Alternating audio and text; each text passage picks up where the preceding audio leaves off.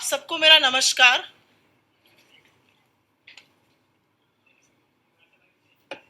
आप कैमरा पे आ जाओ।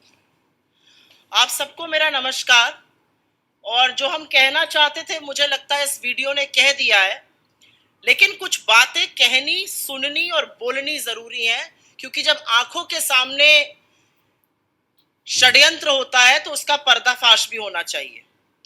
राहुल गांधी भारत की राजनीति के प्रमुख नेताओं में से एक है। पहले सत्तारूढ़ दल में रहते हुए और फिर विपक्ष में रहते हुए उन्होंने आम जनता की आवाज बुलंदी से उठाने का काम किया है। 4 बार के चुने हुए इस देश के सांसद हैं।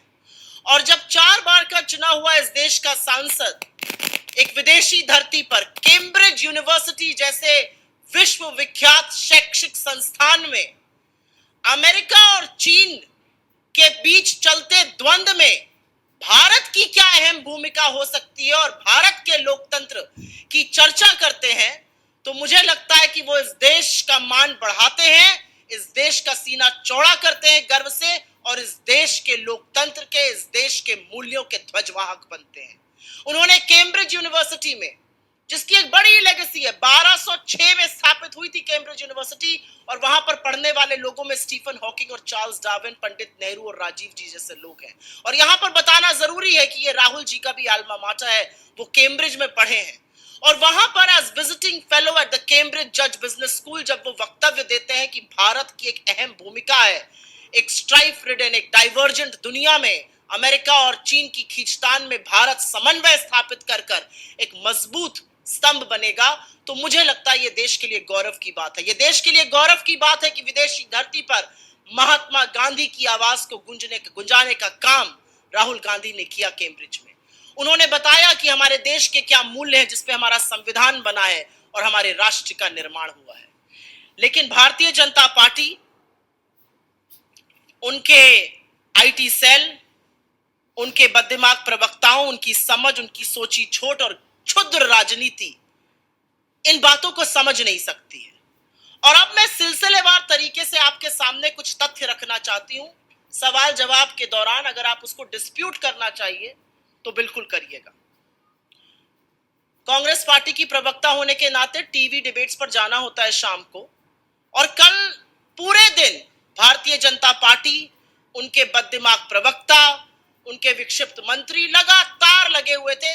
विदेशी धरती पर राहुल गांधी जी ने क्यों बोला, विदेशी धरती पर राहुल गांधी जी ने पेगासस का जिक्र क्यों किया।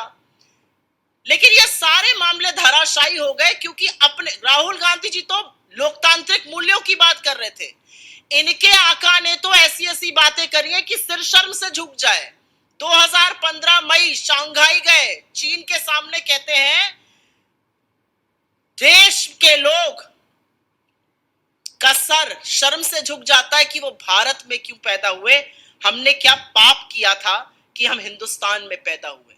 जब ऐसे वक्तव्य हम लोगों ने दिखलाए तो थोड़ा हमलावर कम हुए। लेकिन जब हम लोग टीवी डिबेट कर रहे थे 6 बजे तक यही था, विदेशी धरती पर, पेगासस पर भी बेचारे कुछ नहीं बोल सकते, क्योंकि जो जांच समिति सुप्रीम कोर्ट की थी उसने कोर्ट को बताया कि सरकार ने सहयोग ही नहीं किया। कौन से नरकंकाल छुपाना चाहते हैं हम नहीं जानते। अगर पाक था आपका दामन तो आते जांच समिति के सामने बात करते। खैर, तो 6-6:15 बजे तक यही चल रहा था, विदेशी धरती, पेगासस, जो कि खोखला दावा और खोखले आक्षेप साबित हो रहे थे। एकदम से 6:15-6:30 बजे के बीच में ब्रेकिंग न्यूज हर चैनल पर और हर पोर्टल पे आने लगी, और यह आने लगा कि कैसे राहुल गांधी जी ने तथाकथित भाजपा के कहे अनुसार और कुछ चरण चुंबकों के कहे अनुसार चीन की तारीफ करी और पुलवामा के शहीदों की अवहेलना करी है। मैं एक टीवी डिबेट पर थी, मैंने गहन आपत्ति जताई, लेकिन मुझे बहुत ज्यादा वक्त नहीं लगा समझने में, क्योंकि ऑनलाइन आना शुरू हो गया था कि हर चैनल, हर न्यूज ऑर्गेनाइजेशन, प्रिंट के वेब पोर्टल्स, सारे एक साथ यही खबर 6:15 से 6:30 के बीच में चलाने लगे। तो थोड़ा बहुत मीडिया का एक्सपीरियंस से समझ में आ गया कि व्हाट्सएप आ चुका है, खर्रा निकल चुका है, सबको नतमस्तक होकर चरण वंदन करके अब ये लाइन पकड़नी है। लेकिन इस लाइन में क्या सच है और क्या झूठ है ये भी बताना जरूरी है, क्योंकि जब पेगासस से काम नहीं बना, जब विदेशी धरती से काम नहीं बना, तो सहारा अपने परम मित्र चीन का ही लिया गया। आपने खुद देख लिया है किसने क्या कहा, लेकिन दर्शकों के लिए, लोगों तक ये बात पहुंचाने के लिए मैं दोबारा से दोहरा भी देती हूं। राहुल गांधी जी कैम्ब्रिज यूनिवर्सिटी के जज बिजनेस स्कूल में बतौर विजिटिंग फेलो, और भारत का एक नेता विजिटिंग फेलो बन के जाता है, ये अपने आप में गर्व की बात है, इससे सीना चौड़ा होना चाहिए, देश का मस्तक उठता है।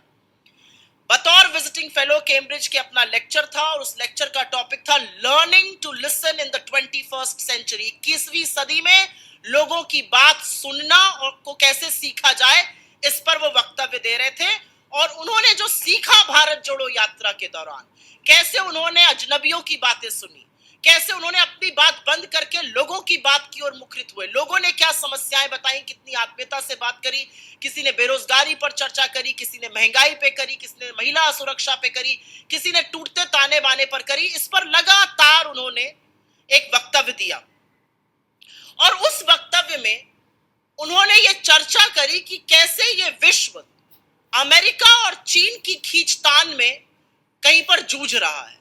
और उन्होंने ये भी बोला कि इसी जूझते हुए विश्व में और इसी परिवेश में भारत की एक अहम भूमिका होगी, भारत की का एक अहम किरदार होगा, एक अहम भूमिका होगी, और भारत की भूमिका होगी समन्वय स्थापित करने की, लोकतांत्रिक मूल्यों को इस विश्व को याद दिलाने की।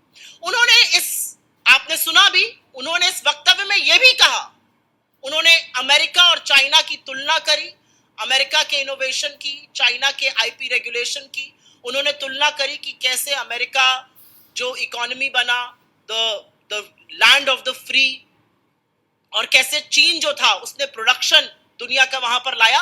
उन्होंने कहा कि चीन की सरकार जो एक पार्टी के तौर से चलती है, कोर्सिव सिस्टम है, चीन की सरकार ने चीन के कारोबार में घुसपैठ करी है, लोगों के दैनिक जीवन में घुसपैठ करी, और इसी से उनके पास डेटा आता है जो लोकतांत्रिक देश नहीं कर सकते और नहीं करना चाहिए। उन्होंने कहा कि चाहे आर्टिफिशियल इंटेलिजेंस हो या साइबर वॉरफेयर हो, उसकी आधारशिला यहीं से आती है कि अनलाइक जो कॉर्पोरेशंस अमेरिका ने बनाई, चीन ने उन कॉर्पोरेशंस में सरकार को, तंत्र को घुसेड़ने का, लोगों के जीवन में घुसने का काम किया, और पुरजोर तरीके से कहा कि भारत की क्या अहम भूमिका होगी। उन्होंने आगे एक बहुत अहम बात कही जो हमने दिखाया। उन्होंने कहा दुनिया के लोकतांत्रिक देशों में 21वीं सदी में उत्पादन मतलब मैन्युफैक्चरिंग होनी ही पड़ेगी, क्योंकि जो मैन्युफैक्चरिंग की हब चीन बन गया है अपने कोर्सिव सिस्टम से, बलपूर्वक, कोई चू नहीं कर सकता, किसी की जमीन चली जाए कोई चू नहीं कर सकता लेबर लॉस के खिलाफ, जिसको उन्होंने कोर्सिव सिस्टम, आपके सामने मैंने दिखाया, उन्होंने जिसको कोर्सिव सिस्टम कहा। उन्होंने कहा विश्व के लोकतांत्रिक देशों में इंक्लूडिंग भारत में आपको उत्पादन बढ़ाना पड़ेगा, जिससे लोगों को नौकरियां मिले, जिससे आय बढ़े, जिससे लोग क्रियान्वित हो। और यह इसलिए करना पड़ेगा क्योंकि आर्थिक असमानता इतनी बढ़ गई है। 1% देश के पास 40% संसाधन है। आर्थिक असमानता, बेरोजगारी, गरीबी का नहीं तो गुस्सा ऐसा फूटेगा कि संभाले नहीं संभलेगा, और इसीलिए लोकतांत्रिक देशों में उत्पादन बढ़ाना अनिवार्य है, नहीं तो एक आपदा बनती नजर आ रही है। इससे किसी को क्या आपत्ति हो सकती है, यह मेरी समझ के बाहर है। असल में तो अगर मैं सरकार में हूं तो मैं कहूं बिल्कुल सही बात कर रहे हैं, लगातार 2 तिमाही से मैन्युफैक्चरिंग नेगेटिव में चल रही है, जीडीपी का डेटा 4.4 दशमलव पर आ गया है, और ये सुनने को तैयार नहीं है। इससे क्या आपत्ति है मुझे नहीं पता। और अब बात कर लेते हैं उस अमर प्रेम कथा की जिसके आपने कुछ अंश देखे, और वो ये मेरे शब्द नहीं है, ये मोदी जी के शब्द हैं। वो कहते हैं कि 2 वैश्विक नेताओं की, शी जिनपिंग की और उनके बीच में कितना अपनत्व है, कितनी आत्मीयता है, ये लोगों की समझ से बाहर की बात है।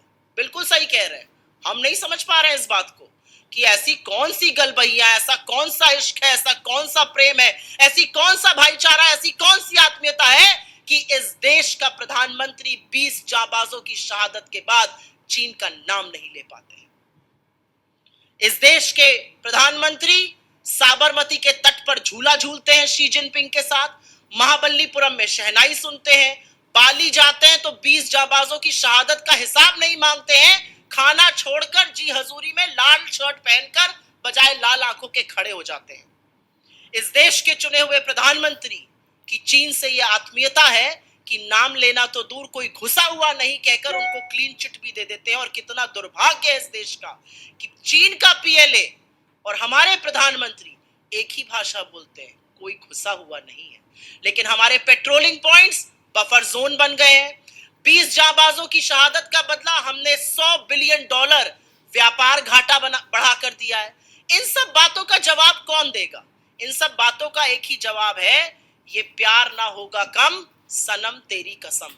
यही कहना चाह रहे हैं मोदी जी शी जिनपिंग से। मैं नहीं कह रही हूं, ये मेरे शब्द बिल्कुल नहीं है, ये मोदी जी के शब्द है कि हमारा ऐसा नाता है, वो वड़नगर आए तो फिर वो फलाना हुआ, ये समझ नहीं पाएंगे लोग कि दो लोगों में कितनी आत्मीयता हो सकती है। ये मेरे शब्द नहीं है, ये मोदी जी के शब्द है।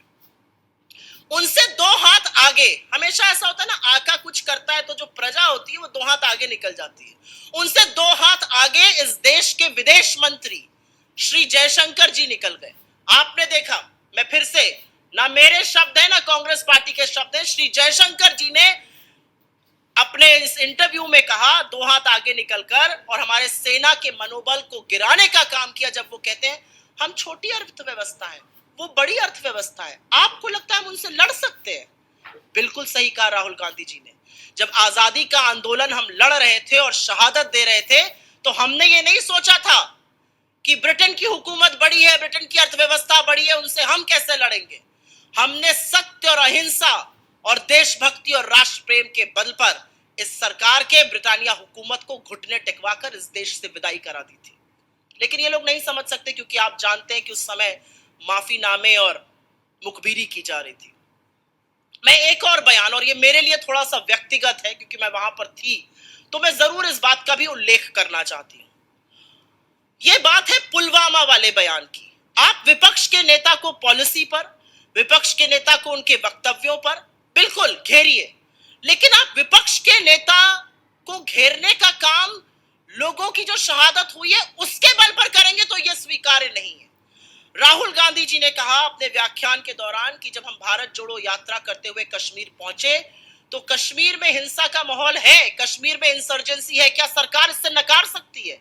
यह अलग बात है कि पूरी की पूरी सरकार, पूरा तंत्र एक पिक्चर का प्रमोशन करेगा, लेकिन कश्मीरी पंडितों को चुन चुन कर मारा जाएगा और उस पर सरकार एक शब्द नहीं बोलेगी। 6 महीने से वो आंदोलन कर रहे हैं, एक बार उनसे चर्चा नहीं की जाएगी। कश्मीरी पंडितों ने हमें आकर जो कैमरा पर कहा कि हमें सिर्फ और सिर्फ कैनन फॉडर और वोट बैंक के लिए यूज किया जाता है, हमारे लिए मोदी सरकार कुछ नहीं करती, ये असलियत है, ये सच है। तो राहुल गांधी जी ने कहा कि हम भारत जोड़ो यात्रा करते वक्त जब कश्मीर पहुंचे तो सुरक्षा कर्मियों ने हमसे कहा कि आप यहां मत चलिए, यहां पे असुरक्षा है, आपके ऊपर हैंड ग्रेनेड पड़ सकते हैं। लेकिन इन बातों के बावजूद उन्होंने कश्मीर में चलना कबूल किया। वो कश्मीर में चले और वो आगे कहते हैं कि तिरंगे के सैलाब को देखकर मुझे समझ आ गया कि जहां अहिंसा होगी, जहां मोहब्बत होगी, जहां प्यार होगा, वही विश्वास होगा। मुझसे लोगों ने कहा कि हमें लगा आप हमारी बात सुनने आए हैं, इसलिए आप यहां पर सुरक्षित हैं। और मैं सलाम करती हूं ऐसे जज्बे को। और उस पर भी, और इस पर मैं थोड़ा सा कोट करना चाहूंगी, राहुल गांधी जी ने बिल्कुल क्लियरली कहा अपनी फोटो को दिखाते हुए, There is me putting flowers on the spot where almost 40 soldiers were killed by a car bomb. आपके साथियों को, नोएडा के कमांडो वॉरियर एंकरगढ़ को by a car bomb, in a car bomb समझ में आता है। अगर ट्रांसलेशन आप गलत कर रहे हैं तो मेरे नेता के खिलाफत आप ये नहीं कर सकते हैं। राहुल गांधी जी ने कहा 40 सैनिक जहां पर मारे गए, एक कार बॉम्ब से 300 किलो आरडीएक्स जब आया और 400 जवान वहां पे मारे गए, उस स्थल पर जाकर उन्होंने पुष्प अर्पित किए। इस बयान पर भी आप राजनीति करिएगा, इस बयान पर भी आप ओछी, गंदी, अमानवीय राजनीति करिएगा। आप भले पुलवामा ना गए, और मैं कहना नहीं चाहती थी, जब पुलवामा में सैनिकों की शहादत होती है तो अमित शाह जी इलेक्शन रैली करते रहते हैं। हमने अपने सारे कार्यक्रम स्थगित कर दिए थे। अमित शाह जी इलेक्शन रैली करते हैं और इस देश का चुना हुआ प्रधानमंत्री man versus wild Jim Corbett में बेयर ग्रिल्स के साथ शूटिंग करते रहते हैं। तमामों घंटे के बावजूद भी प्रधानमंत्री मोदी ने अपनी शूटिंग नहीं रोकी, और जब पुलवामा में सैनिकों की शहादत हुई तो प्रधानमंत्री को कोई उनकी शूटिंग से डिस्टर्ब नहीं कर पाया था। हमारे नेता ने जाके वहां पर पुष्प अर्पित किया, आप उस पर हमें बोलेंगे? इस पर तो हम आपको ऐसा मुंह तोड़ जवाब देंगे कि आपको छुपने की जगह नहीं मिलेगी। और अंत में मैं एक बात जरूर कहूंगी कि कैम्ब्रिज यूनिवर्सिटी जैसे विश्वविख्यात संस्थान में जो 1206 में स्थापित हुआ, और जैसा कि मैंने आपको बताया जहां पर leading luminaries of our times पढ़कर निकले, चाहे उसमें पंडित नेहरू हो, चाहे राजीव जी हो, चाहे चार्ल्स डार्विन हो, चाहे स्टीफन हॉकिंग हो, चाहे अमर्त्य सेन जी की एसोसिएशन रही हो, एक जबरदस्त इंस्टीट्यूट है ये। और यहाँ का एक एलुमनाई, उनका एल्मा माटर है, वो खुद वहां पर पढ़े हुए हैं। वहां पर जाकर जब वो भारत के ध्वजवाहक बनते हैं, जब वो भारत की अहम भूमिका की दुनिया में बात करते हैं, तो सिर्फ एक बात समझ में आती है, भारतीय जनता पार्टी के आरोप और उनका जो विद्रूप राजनीति है, वो या तो उनको समझ में नहीं आया कि वो क्या कह गए, लेकिन मैं उनको जरूर कहूंगी, नफरत के इस बाजार से निकलिए, अपने ज्ञान चक्षु खोलिए, अपने ऊपर एक एहसान करिए, वो 1 घंटे 1 मिनट का वक्तव्य सुनिए, आप भी बहुत सीखिएगा, इस देश को सिखाइएगा और अपने बच्चों को सिखाने लायक रहिएगा, क्योंकि चीन पर सवालों की बौछार है और उन सवालों से आप बच नहीं सकते, ये भी एक तथ्य है। I will very briefly make a statement in English on this and then take your questions. Shri Rahul Gandhi is a leading member of India's politics. As a member of India's party in power earlier, the Congress party, and as a leading member of the opposition, he has consistently stood for and espoused the causes of the common man. He's a 4-time elected MP, and when he speaks in Cambridge about a world that is strife with divergence, that is strife with tension, and what a important role India can play in that world, he is actually lauding the Indian democracy. He is actually being a flag bearer of the values that our nation is built on. When he talks about Gandhi and the values of our constitution and the foundation of our country, he is actually bringing India a lot of pride. And that is a matter of great pride for India. I don't understand where it stems from, but the BJP's opposition is either ignorance or completely contrived politics, both of which have no place in a democracy. I will very briefly tell you what happened. We were all on evening shows. The BJP had been consistently attacking Mr. Gandhi on 2 counts. Why did he speak on foreign soil, and why is he mentioning Pegasus? Both of those counts were hollow, because Mr. Modi has gone ahead and spoken much worse, washed dirty linen in public, made useless, baseless allegations against India's political ecosystem, against political opposition when he was traveling overseas, to the extent that in 2015, while in Shanghai, while on the Chinese soil, he had said that people in this country curse their destiny why they were born in India. And so that charge did not hold true. The Pegasus charge also did not hold true, because the Pegasus fact-finding committee appointed by the Supreme Court told the court in no uncertain terms that the government of the day did not cooperate with that committee. So both of those charges were falling on hollow counts, and they were really not sticking. And so suddenly between 6:15 and 6:30, and because I've done media for a while now, I understand, through a completely coordinated action, this could not have been an exception. This was a completely coordinated action. Suddenly every media house, every channel, every portal, every newspaper, every web portal, every website started talking about some statement that Rahul Gandhi was being attributed to on China, and what was mischievously being quoted to him on Pulwama. And which is why I want to state on record here, we've shown you a video. Shri Rahul Gandhi was at Cambridge delivering a lecture at the Cambridge Judge Business School as a visiting fellow. And the topic of his lecture was learning to listen in the 21st century. I think lessons that he has greatly learned and wants to share with the world, and should be shared with the world, as far as the Bharat Jodo Yatra is concerned. And in that lecture, he categorically was talking about and making comparisons between America and China, talking about America as a free, fair society, and talking about China as a closed society, as a complex ecosystem.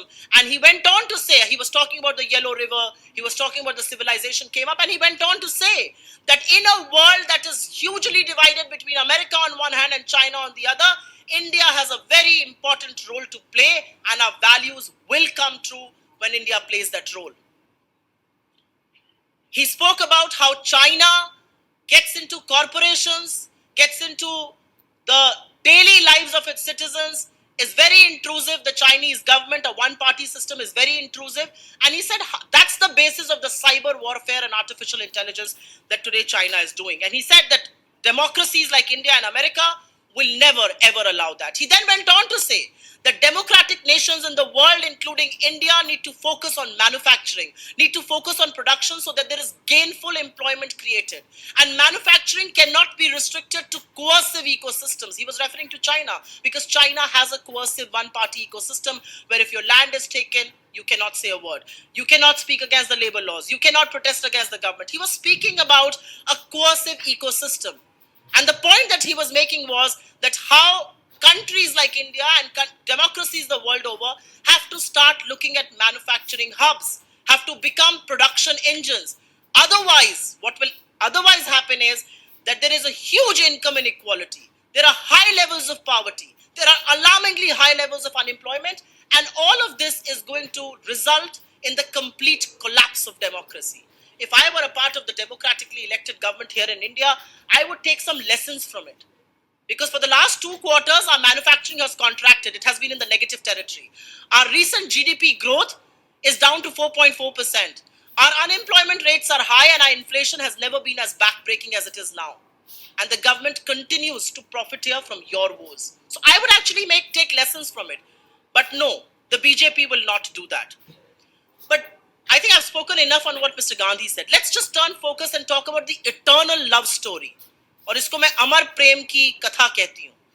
The eternal love story that brews between Mr. Modi and China. I'm not even referring to 18 visits that he has made to China, or the fact that he was listening to the Shehnai at Mahabalipuram, or the fact that he was on a swing with Mr.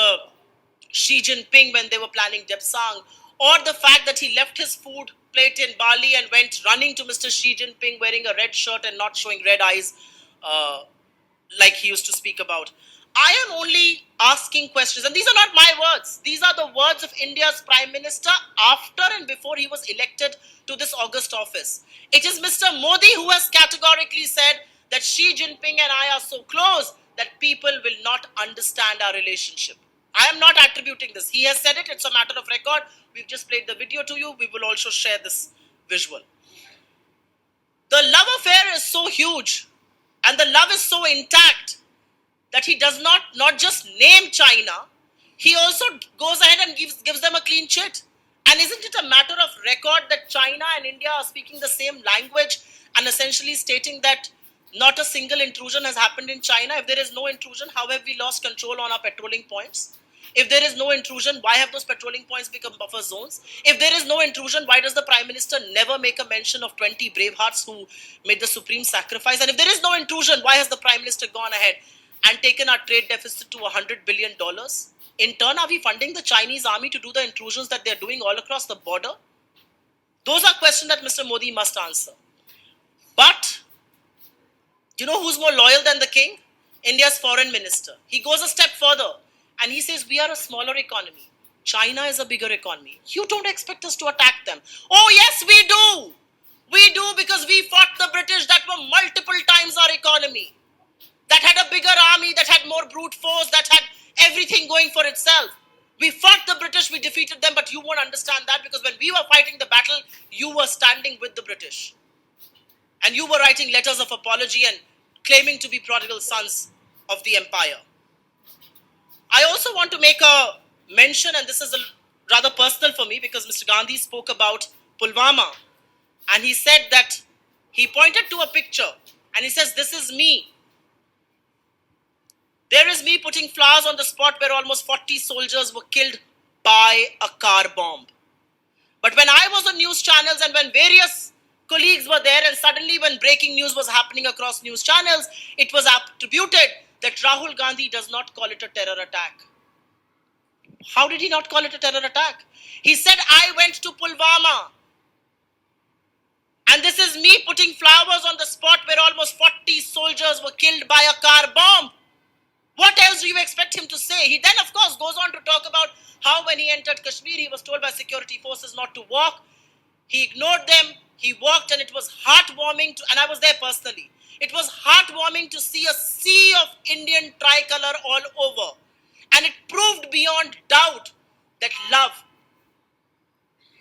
alone will win this world.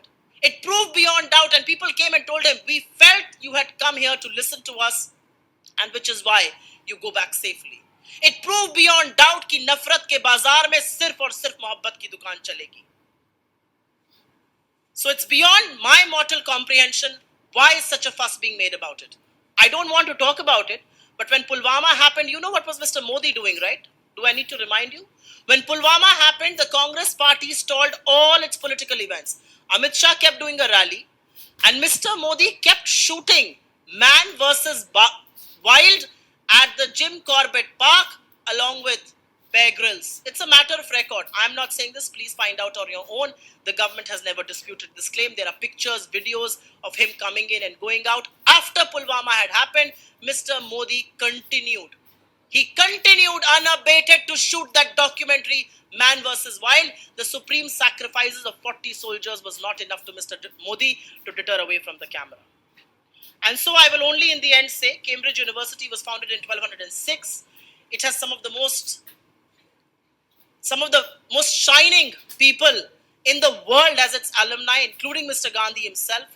Prominent among those are Charles Darwin, Stephen Hawking, Pandit Nehru, Rajiv Ji himself. And when he speaks there and he speaks about India having a center space in the world, he actually brings a matter of pride to this country. I don't understand. Either the BJP has not understood what he says, but do yourselves a favor. I will only tell to my friends in the BJP, do yourselves a favor.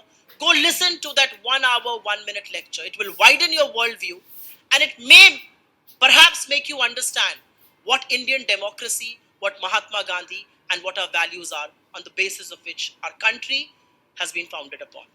Thank you very much. पहले suo motu पे सवाल ले लेते हैं.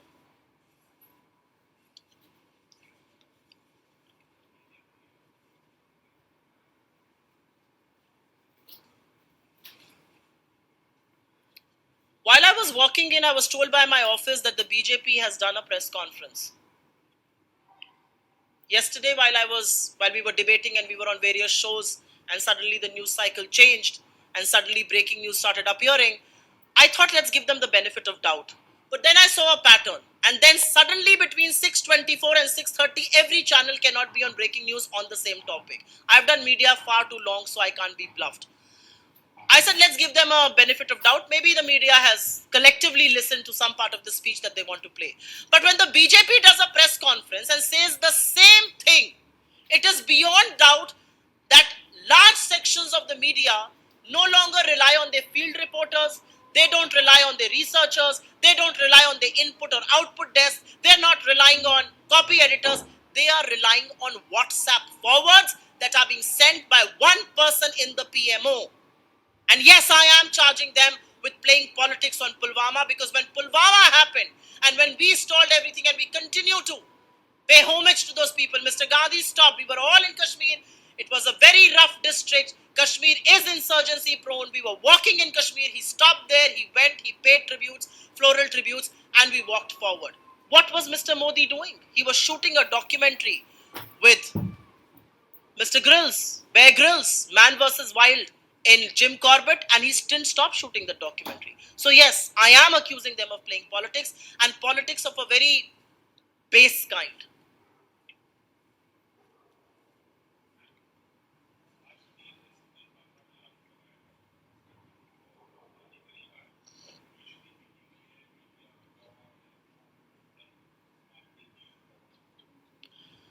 देखिए, comedy central में क्या कहा जाता है उस पर मैं इतने सम्मानित मंच से जवाब दूं, ये सही नहीं होगा. जिनकी आप बात कर रहे हैं वो कॉमेडी सेंट्रल में उनका अच्छा करियर होगा, उसके बारे में मैं टिप्पणी नहीं करूंगी. मुझे जो कहना था, मैंने बहुत पुरजोर तरीके से कहा है कि राहुल जी ने जो वाकई में, अगर कोई सुने उसको, जो राहुल जी ने कहा है कैम्ब्रिज में, वो इस देश का गौरव, इस देश का मान बढ़ाने का काम करता है. वो इस देश के लोकतंत्र की बात कर रहा है. वो चिंता जता रहा है कि लोकतंत्र खतरे में नहीं आ सकता है. वो कह रहे हैं कि जो विश्व अमेरिका और चीन की लड़ाई में फंसा हुआ है, वहां पर भारत की एक अहम भूमिका हो सकती है. वो महात्मा गांधी की वैल्यूज की बात कर रहे हैं. वो डेमोक्रेसी की बात कर रहे हैं. वो उन मूल्यों की बात कर रहे हैं जिस पर हमारा ढांचा, हमारी बुनियादी जो हकीकत है उसकी बात कर रहे हैं. इस पर किसी को क्या आपत्ति हो सकती है, मैं तो मेरी समझ के बाहर है. तो सम्मानित मंच से मैं कॉमेडी सेंट्रल वालों का क्या जवाब दूं? जी।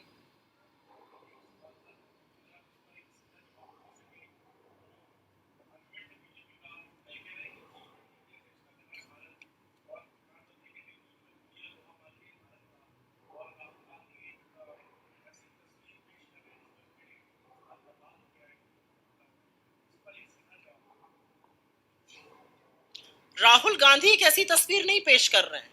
इस देश का, आप G20 की बात कर रहे हो, और G20 प्रमुखता से इकोनॉमिक इश्यूज पर होता है। इस देश का जीडीपी का डेटा कितने पे आया है? 4.4% पे। इस देश की मैन्युफैक्चरिंग लगातार 2 तिमाही से नेगेटिव टेरिटरी में चल रही है। इस देश में महंगाई का यह स्तर है कि 50%, जो सबसे गरीब लोग हैं वो 64% जीएसटी अदा कर रहे हैं, और सरकार उस पर अपना सीना ठोक रही है। ये तो इस सरकार का नैतिक दिवालियापन दिखाता है। इस देश में बेरोजगारी का ये आलम है कि सरकार कहती है पकौड़ा तल लो, और पकौड़ा तलने वाला जो सरसों का तेल है वो 90 रुपए से 220 पर हो गया है। आटे पर जीएसटी आपने लगा दिया, दही पर जीएसटी आपने लगा दिया है। ये तो आपका इकोनॉमिक ढांचा है। असलियत ये है कि यहां पर आए हुए, चाहे वो यूएस सेक्रेटरी ऑफ स्टेट हो, जिन्होंने 2021 में भी, और मैं इसका समर्थन नहीं करती हूँ, कोई भी बाहर की ताकत हम पर बोले, मुझे इसका बिल्कुल भी समर्थन नहीं करना है। लेकिन जब लोग कहते हैं कि we are keeping an eye on the persecution of people in India and religious places, आपको बिल्कुल वो सुनना पड़ेगा। जब लोग कहते हैं कि प्रेस फ्रीडम इन इंडिया गिर रहा है, जब लोग कहते हैं कि डेमोक्रेसी इंडेक्स में हम गिर रहे हैं, ये हमारे आंकड़े नहीं है, ये हमारे इंडेक्स नहीं है। प्रेस फ्रीडम के इंडेक्स में हम गिरते हैं, डेमोक्रेसी के इंडेक्स में हम गिरते हैं, हंगर के इंडेक्स में हम गिरते हैं, पीस के इंडेक्स में हम गिरते हैं, हैप्पीनेस के इंडेक्स में हम गिर रहे हैं। कौन खुश है इस देश में आज? मोदी जी और उनके चरण चुंबकों को छोड़कर इस देश का कोई ऐसा व्यक्ति बताइए जो आज खुशहाल होकर कहे कि बड़ी जबरदस्त उन्नति हो रही है, दवालब पैसा भरा हुआ है, बच्चों को बढ़िया से पढ़ा रहा हूं और सब कुछ चकाचक चल रहा है। मुझे तो आज तक कोई ऐसा व्यक्ति मिला नहीं। अगर आप लोगों को मिले तो जरूर उस नमूने को मेरे सामने लाइएगा। जी बताएं।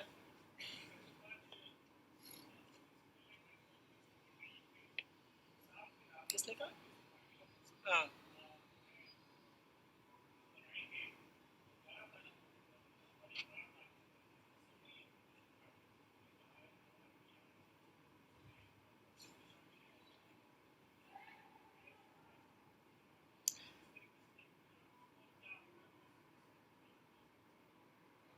देखिए, इनवाइट एक्सेप्ट करना और ना करना अध्यक्ष का और सीनियर लीडर्स की बात है, लेकिन हमारे नेता ने इस मंच से 31 दिसंबर 2022 की अपनी प्रेस कॉन्फ्रेंस में, हमारे अध्यक्ष ने हमारे रायपुर के महाधिवेशन में, हमारे तमामों सीनियर लीडर्स ने इसका बार बार जिक्र किया, और इसमें कोई संशय नहीं है कि 2024 में इस देश का समूचा विपक्ष आपको एक साथ खड़ा हुआ नजर आएगा, और हम बड़े दिल से वो राजनीति करने के लिए तैयार हैं। हमारी आइडियोलॉजी है कि जो भी भाजपा और आरएसएस की विषाक्त और नफरत फैलाने वाली राजनीति का विरोध करेगा, हम उसका पुरजोर समर्थन करेंगे। इसमें कोई संशय नहीं है।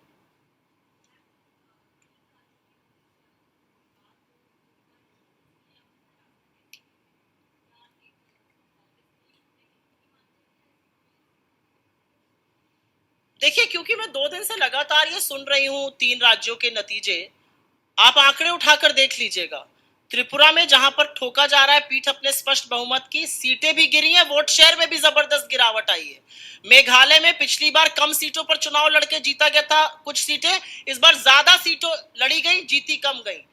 मैं आपको बताती हूँ असलियत क्या है इस चुनावों की, क्योंकि नॉर्थ ईस्ट के बाहर भी एक दुनिया है।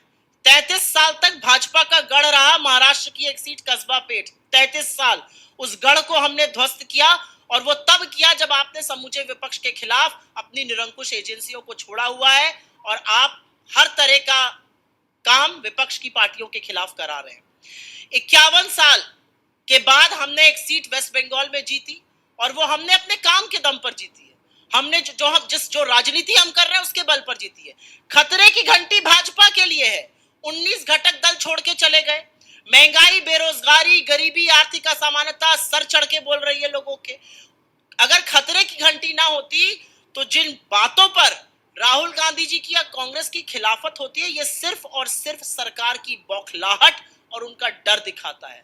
जब आप छोटे संस्थानों पर, जब आप रिसर्च ऑर्गेनाइजेशंस पर, जब आप 21 साल की क्लाइमेट एक्टिविस्ट पर, जब आप एक वेब पोर्टल के खिलाफ ईडी सीबीआई भेज देते हैं, तो ये आपका 56 इंच का सीना नहीं, ये आपका दुर्बल मन 56 ग्राम का वजन दिखाता है। जी